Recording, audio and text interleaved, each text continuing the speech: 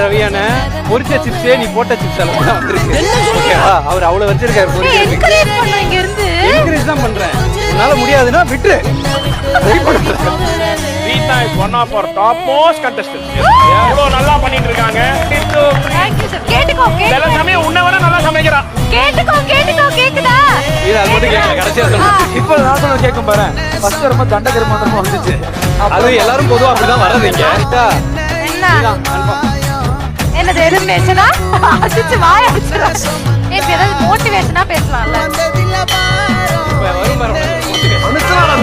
அதாவது இங்க top group பொறுத்த வரைக்கும் கோல்டன் டேபிள் ஜெயிச்சா எபிசோட் ஜெயிக்க முடியாது. அதனால ஃப்ரீயா இருக்கு.